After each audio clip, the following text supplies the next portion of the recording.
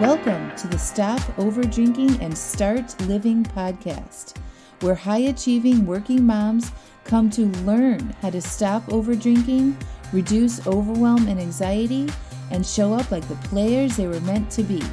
I'm your host, Angela Mascenik, and let's dig in.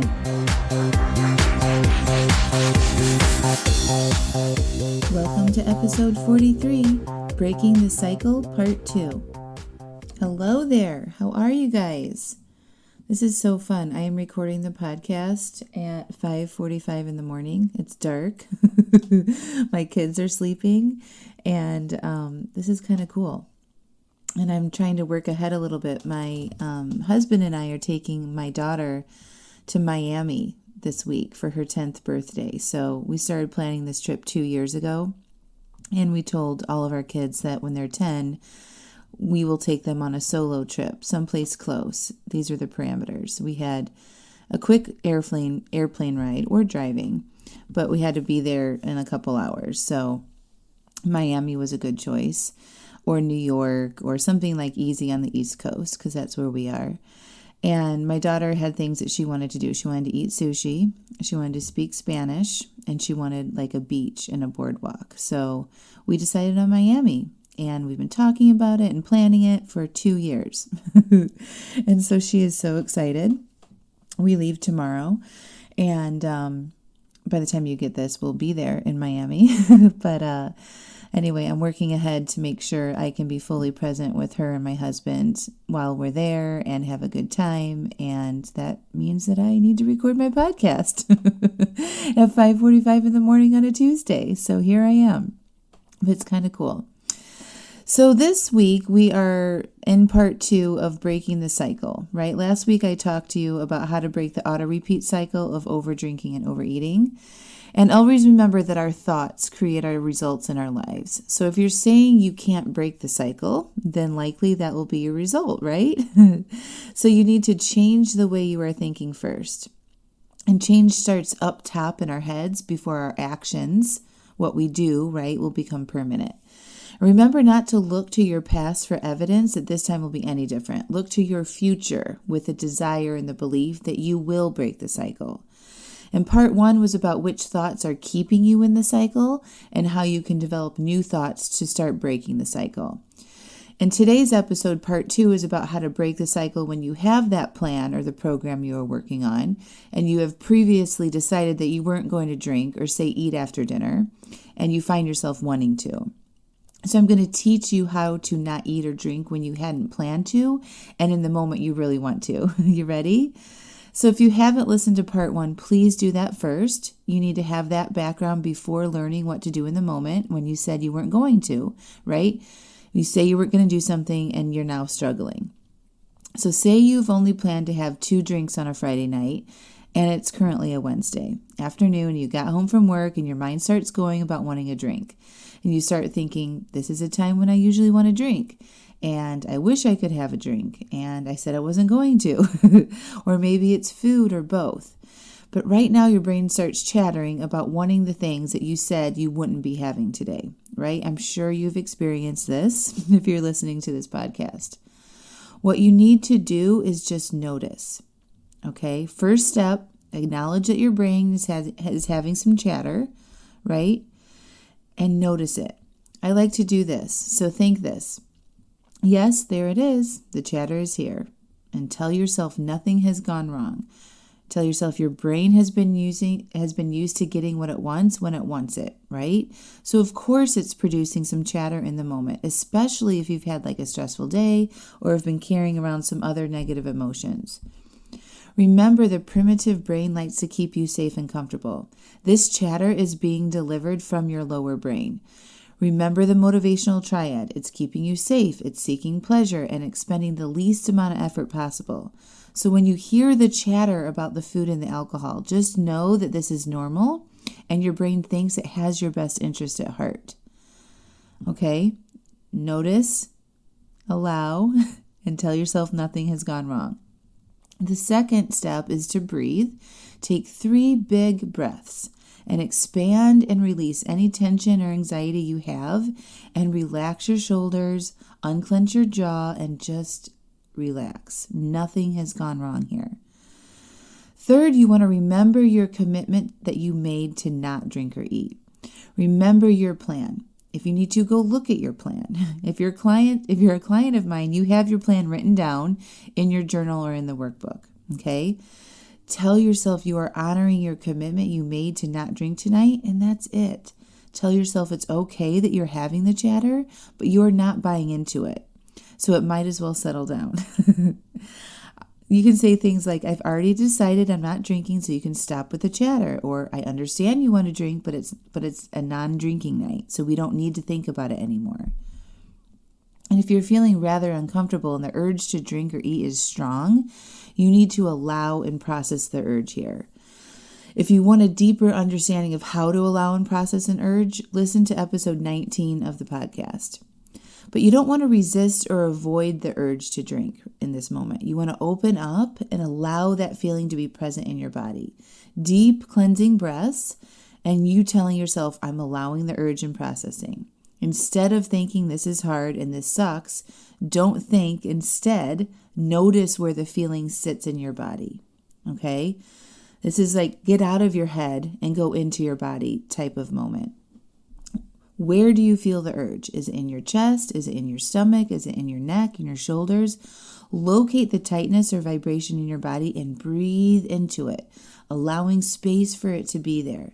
When you take a deep breath and you open up your chest, you're creating space in your body for that vibration, okay?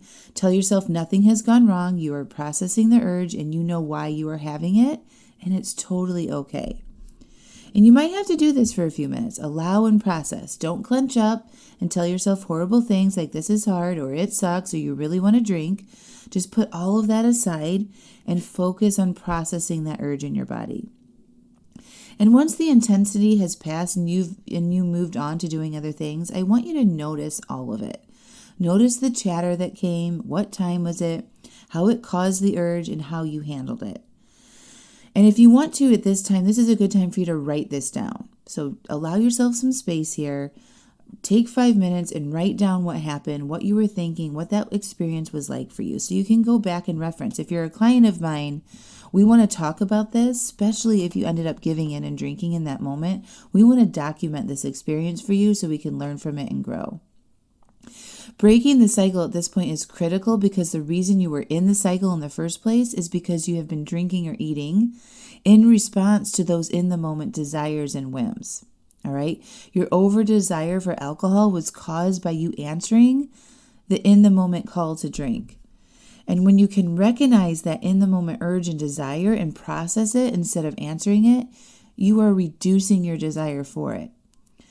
Your brain likes to be efficient, remember? So if you have an urge and aren't responding to it by drinking and you are processing that feeling instead, over time your brain won't keep delivering the urge because there's no reward. Make sense? It's not going to keep doing something with no payoff. That's exactly what we want to happen here. Part of breaking the cycle of the auto repeat is reducing the desire for the wine and food after dinner, if that's when it's hard for you. We have to allow and process our urges in the moment. And the more you can honor your commitments to yourself, the easier this becomes. If you haven't been doing what you say you will do, then your primitive brain is used to getting its way. It's like a toddler who has been rewarded with candy when it's upset, right? The toddler will always keep seeking candy for comfort. And what happens when you say no to the toddler one day? It has a total fit, right? Temper tantrum. That's all that is going on with your brain in these moments. It's used to being rewarded in the moment, but now you know what to expect and you have committed to not doing that. So expect a bit of a fit and have your tools handy. You must retrain your brain and give more power to the prefrontal cortex in these situations. Your prefrontal cortex is the most powerful thing on earth. It can override the primitive brain, but it needs practice. And you have to exercise this part of your brain consistently to build strengths in these moments. And you do that by honoring your commitment that you made to not drink. And the more you do that, the stronger it becomes. And eventually you always honor your commitment to yourself. But it will take a few times of you feeling uncomfortable, processing the urges, and not drinking. And if you do honor your commitment and not drink, it will be easier the next time and the next time and on and on. And then the cycle is broken. And you can create a new cycle, one where you're always honoring your commitments. You don't change your mind in the moment based on a primitive urge or desire, and you are making fast progress towards your goals. So to recap both episodes here, first we have to understand what you are thinking about the current auto-repeat cycle that you are on. Okay? What do you think about your capabilities to break that cycle? Answer those questions. And if your thoughts aren't along the lines of, if your thoughts are along the lines of, I don't know if I can break the cycle, or I haven't been able to break the cycle, then we need to change those thoughts first to something like, I will break the cycle, I believe I'll eventually be able to break the cycle, or I'm committed to breaking the cycle. I talk about that in part 1 of this 2-part series. And then we create our plans for the week. We decide ahead of time when and how much you are drinking. And if you want to lose weight, you must decide what you are eating in advance. And you write all of that down in your journal or in the workbook. And then when the day comes and your brain starts all the chatter about wanting the wine or the chips, you're going to pause. You're going to notice the chatter. You're going to remember your plan and commitment and recommit in that moment and tell your brain you aren't changing plans. And then you feel your urges and process them. And the more often you do this, the stronger you will become, and you will create a healthier cycle of honoring your commitments and doing what you said you will do when it comes to your personal goals. And if you want my help breaking the cycle, I would love to help you. My private one-on-one coaching program does just that. We evaluate your current cycle and behaviors, and then I help you create a custom plan that will help you permanently change your relationship with alcohol or food or both, and I'll be there to support you along the way, helping you see patterns where you typically get stuck ahead of time, and we create a plan and a strategy so you are fully supported when those times happen and you know what to do. The women that sign up with me get amazing results, significant weight loss, drinking less, not thinking about drinking, less hangovers, less regret, more self-confidence to do bigger, braver things in their lives. And if you want a bigger, fuller life that is free from this auto-repeat cycle, then please request a 30-minute consultation from me. The link is in the show notes, and we'll see if private coaching with me is the solution for you. You can end 2019 stronger, lighter, more clear, and start a new decade like the badass you know you are. Also, I'm not offering private coaching in the capacity that I am now after 2019, so get on in here if you want my help. All right, my friends, I love you. Talk to you next week. Bye for now.